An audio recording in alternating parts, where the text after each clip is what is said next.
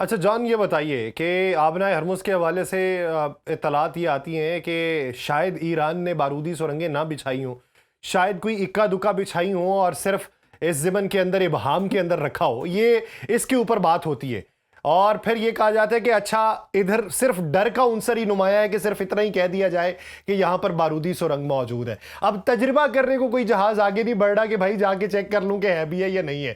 तो ईरान कितना अरसा इसको इस तरीके से कंट्रोल कर सकता है? यासिर भाई, बारूदी सुरंगें कहाँ हैं? मैं तो ये देखें, आप मरीन ट्रैफिक उठाएं, डेटा उठाएं, हम्म। और वहां पे आपको नजर आ जाएगा कश्तियां किस तरीके से जा रही हैं। हम्म। अगर बारूदी सुरंग एक भी होती हम्म। स्ट्रेट ऑफ हॉर्मुज के अंदर, तो ये जो कश्तियों की मूवमेंट आपको थोड़ी बहुत भी नजर आ रही है, वो आपको ना नजर आती।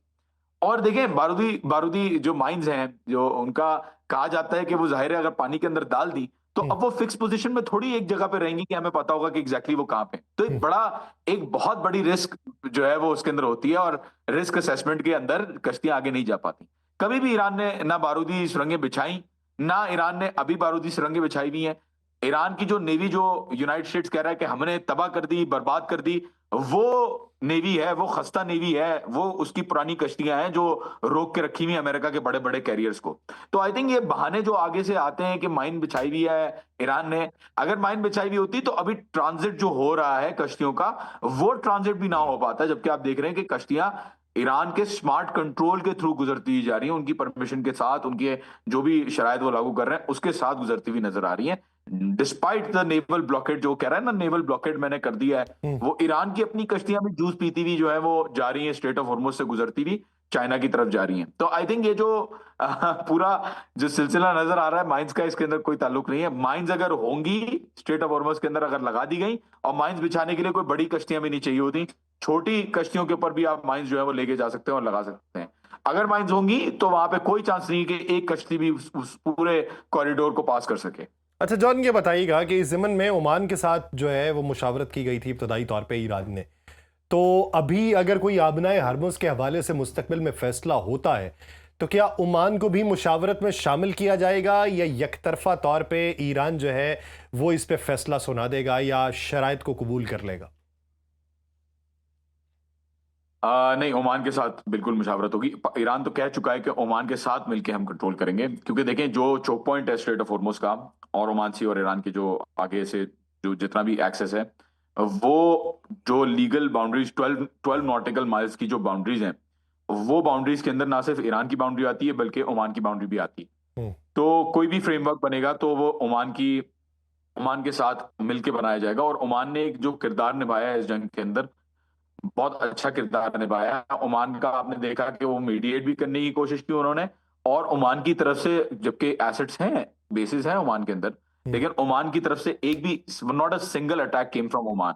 तो आई थिंक ये एक बहुत अच्छी चीज है जो ओमान ने की, एंड आई थिंक के ईरान और ओमान दोनों इसके ऊपर शायद राजी हैं और इस चीज को आगे बढ़ाएंगे। जिस तरीके से दूसरे ममालिक के अंदर कनाल्स में या स्ट्रेट्स में नजर आती है कंट्रोल, उस तरीके से यहाँ पे भी ट्रीटी के फ्रेमवर्क के थ्रू इस कंट्रोल को लाया जाएगा।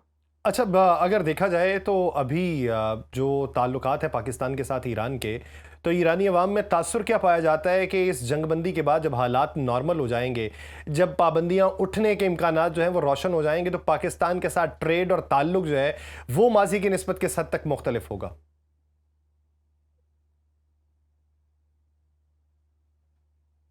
अभी भी एक ट्रेड कॉरिडोर नया नया खुला है, और सनाउल्लाह अब्रो साहब जो पाकिस्तान के कस्टम्स के हैं, उन्होंने भी कहा है, एक्सप्रेस ट्रिब्यून पे भी आया है और दूसरे चैनल्स पे भी आया है, कि जो नया ट्रेड कॉरिडोर है उससे फॉर एग्जांपल होता क्या है कि पाकिस्तान के थ्रू बॉर्डर क्रॉस करके, ईरान के थ्रू बॉर्डर क्रॉस करके आगे सेंट्रल एशियन कंट्रीज के हम्म। अंदर गुड्स को जो है वो ट्रांजिट किया जा सकता है। आई थिंक ये एक बहुत इकोनॉमिकली इंपॉर्टेंट कॉरिडोर खुला है, और इससे ज्यादा बड़ा जो आई थिंक इकोनॉमिक बेनिफिट हो सकता है वो आगे हो सकता है दो जुमरों में। पहला, ईरान पाकिस्तान गैस पाइपलाइन, जो हम्म। गैस पाइपलाइन बिछी हुई है ईरान की साइड से, वो आई थिंक सैंक्शंस के जब खत्म होगा या प्रेशर कम होगा यूनाइटेड स्टेट्स का, तो वहां पाकिस्तान से एक पाइपलाइन एक्सटेंड की जाएगी और ईरान के साथ लिंक की जाएगी, और फिर जो हमारे गैस के मसाइल हैं, जो भी एनर्जी के मसाइल हैं, वो मसाइल जो है वो हल हो सकते हैं। दूसरा, आई थिंक पेट्रोल और पेट्रोकेमिकल प्रोडक्ट्स का, क्रूड का एक्सचेंज हो सकता है ईरान और पाकिस्तान के बीच। एंड आई थिंक ये एक ऐसी चीज है जो कि फॉर एग्जांपल जो कि लाइकली है क्योंकि अब अमेरिका ने जो है वो रियलाइज किया इस चीज को कि एक स्टेबल ऑयल सप्लाई भी जरूरी है। एंड आई थिंक पाकिस्तान को इसमें बहुत फायदा होगा, क्योंकि जो रेट्स ईरान ऑफर करता है और जो रेट दूसरी कंट्रीज के होते हैं, वो उसके अंदर कोई कंपैरिजन जो है वो नहीं किया जा सकता। एंड आई थिंक इसके अंदर आगे जाके बहुत सारी म्यूचुअल, आई थिंक ईरान को जैसे गोश्त की जरूरत है, चावल की जरूरत है, इन चीजों की जरूरत है। और पाकिस्तान का जो एग्रीकल्चरल सेक्टर है वो बहुत स्ट्रांग है, टेक्सटाइल सेक्टर पाकिस्तान का बहुत स्ट्रांग है, तो वो चीज वहां से यहाँ से पाकिस्तान से एक्सपोर्ट होकर यहाँ पे इंपोर्ट हो सकती है। और यहाँ ईरान से जो चीजें एक्सपोर्ट हो सकती हैं, सर्जिकल आइटम्स, फार्मास्यूटिकल आइटम्स, दूसरी जो चीजें हैं वो फॉर एग्जांपल एक्सपोर्ट हो सकती हैं। कुछ ड्राई फ्रूट्स और ये वाली चीजें भी हैं जो एक्सपोर्ट हो सकती हैं। तो आई थिंक एक एक आई थिंक ओवरऑल ट्रेड के रिलेशंस में जब बेहतरी आएगी, और आपके बिल्कुल बराबर में एक मुल्क है जो जिससे आप अपनी नीड्स पूरी कर सकते हैं, एटलीस्ट एनर्जी नीड्स, तो उसके अंदर आई थिंक सबसे बड़ा बेनिफिट पाकिस्तान को होगा इस चीज के अंदर, कि उनकी जो पेट्रोल प्राइसेस हैं वो भी कम हो जाएंगी, और गैस की जो शॉर्टेज है वो भी खत्म हो जाएगी आई थिंक। अच्छा जॉन, ये बताइए कि चाइना के हवाले से मौजूदा पॉलिसी ईरान की क्या दिखाई दे रही है, और फिर बात ये कि जब डोनाल्ड ट्रंप ये कहें कि चाइना ने यकीन दहानी करवा दी कि चाइना कोई भी हथियार जो है वो ईरान को फराहम नहीं करेगा, और उनके तर्जुमान आके ये कहें कि हमारी खारजा पॉलिसी जो है वो किसी और की मरहून मिन्नत नहीं कि हम देखें कि कौन कह रहा है कि किसको क्या देना है क्या नहीं, ना हम उनको कुछ फराहम कर रहे हैं और ना ही किसी के कहने पर रोकेंगे। तो चाइना पॉलिसी टुवर्ड्स ईरान ये किस हद तक माजी की निस्बत तब्दील हुई, कितनी पॉजिटिव हुई और कितना फायदा पहुंचाया? देखिए, डोनाल्ड ट्रंप साहब जो बयान देते हैं ना बार बार, यासर मैं आपको बताऊं, इनको प्रेसिडेंसी में नहीं होना चाहिए, इनको सर्कस के अंदर होना चाहिए। ये बंदरों की तरह जो अपना बयान माजरत के साथ लोग बड़ी इज्जत करते हैं, लेकिन मैं ऐसे बंदे की इज्जत खो चुका हूं पर्सनल लेवल पे। तो ये जो अपना जो जो बार बार ये अपने दिखाते हैं, बार बार चीजें जो चेंज कर रहे होते हैं और जो धमकियां देते हैं, कभी खुश हो रहे होते हैं, कभी हंस रहे होते हैं, कभी हजरत ईसा से अपने आप को जो है वो तशबीह दे देते हैं, कभी अल्लाह के नाउजुबिल्लाह अल्लाह की तौहीन भी उन्होंने की, प्रेज बी टू अल्लाह करके कि मैं ऐसा कर दूंगा ये कर दूंगा, तो उनसे भी अपने आप को मिलाते हैं। कभी चांद के ऊपर, ट्रम्प टावर के ऊपर, जो ट्रम्प टावर है चांद के ऊपर बना के दिखाते हैं कि जी चांद के ऊपर खड़ा हुआ है। तो आई थिंक ये जो ट्रम्प की बातें हैं ये बिल्कुल इसको एक नॉन सीरियस जुमरे में नहीं, बल्कि इसको एक फिक्शन के जुमरे में, इसको एक एंटरटेनमेंट के जुमरे में लिया जाए। अब बहुत देर हो चुकी है कि हम डोनाल्ड ट्रंप के किसी भी स्टेटमेंट को सीरियसली रखें। इसने क्या कहा? इसने कहा कि मैं परमानेंटली ओपन कर रहा हूं स्ट्रेट ऑफ हॉर्मुज। जो चीज तुमने बंद ही नहीं की उसको तुम कैसे खोल सकते हो? पहला सवाल। और दूसरा सवाल यह है कि तुम्हारी इजाजत से क्या चाइना कोई चीज करेगा?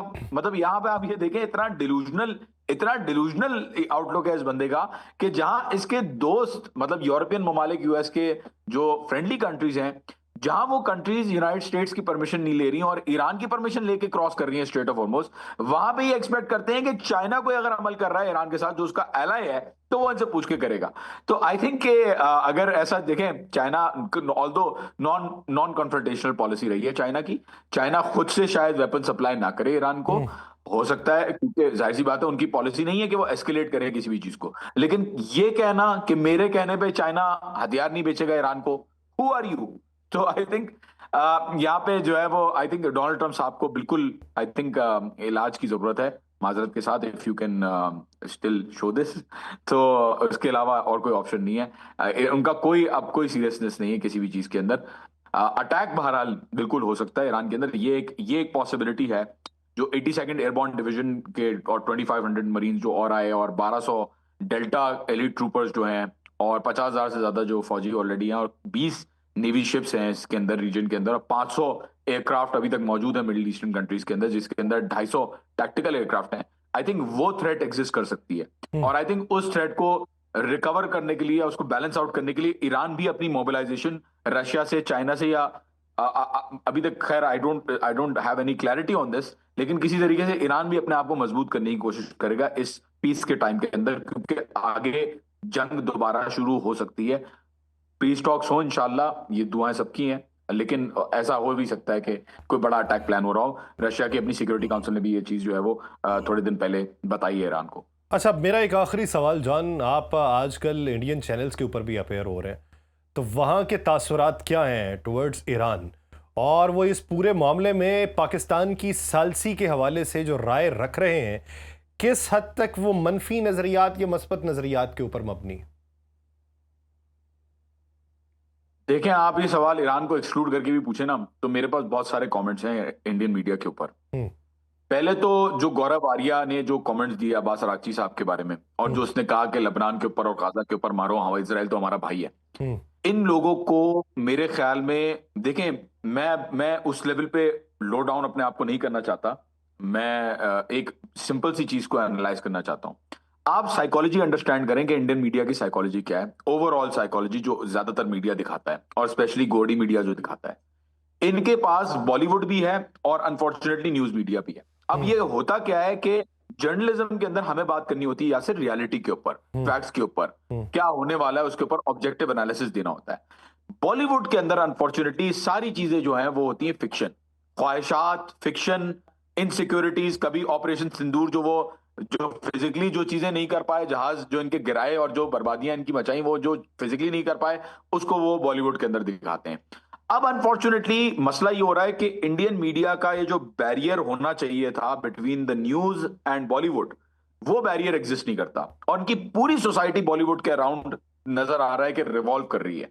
और इनका जो न्यूज मीडिया है, इसीलिए न्यूज मीडिया के अंदर गौरव वारिया जैसे बंदर बिठाए जाते हैं, ताकि ये मसाला, मिर्च मसाला और अनरियलिस्टिक बातें, और जितनी भी बॉलीवुड की एक्सपेक्टेशंस और फिक्शन है जिसको आगे प्रमोट करना है मूवीज बनाने के लिए, बड़े बड़े बजट यूज करने के लिए, उनको अभी से अवाम के जहनों में जो है वो डाला जाए कि भाई ये वाली मूवी आने वाली है, तो इसको जरूर देखने के लिए आपको अभी हमें न्यूज पे देखना होगा। तो आई थिंक ये जो साइकोलॉजी है, I think there is a fundamental blockade in terms of the realities, जो बीच में आपको बैरियर लगाना है between the realities and fiction. तो आई थिंक ये कभी नहीं सुधरने वाला है। दर्द पाकिस्तान, ये सारा सिर्फ और सिर्फ दर्द है जो इनको पाकिस्तान में, अभी देखिए ना, उससे कहा कि अरागची साहब क्यों नहीं आए यहाँ पे, इंडिया क्यों नहीं आए जब ऑपरेशन सिंदूर हो रहा था, या जब भी जो हो रहा था पहलगाम वाकया हो रहा, भाई क्यों आएंगे वहां? पाकिस्तान का दर्द इतना ज्यादा है, पाकिस्तान की टॉक्स जो पाकिस्तान की कामयाब हो रही हैं या फॉर एग्जांपल आगे और बढ़ रही हैं, इनको कुछ भी नजर नहीं आ रहा, और पाकिस्तान की बुक्स के नजर में, बुक्स के चक्कर में ये किसी को भी अटैक कर सकते हैं, कैसे भी अटैक कर सकते हैं। पाकिस्तान के तो ये बुक्स तो के देखिए चक्कर होना में है, किसी के ऊपर ये भी हमलावर हो ये सकते बर्दाश्त नहीं हैं, होगा इनको। ये बर्दाश्त नहीं होगा।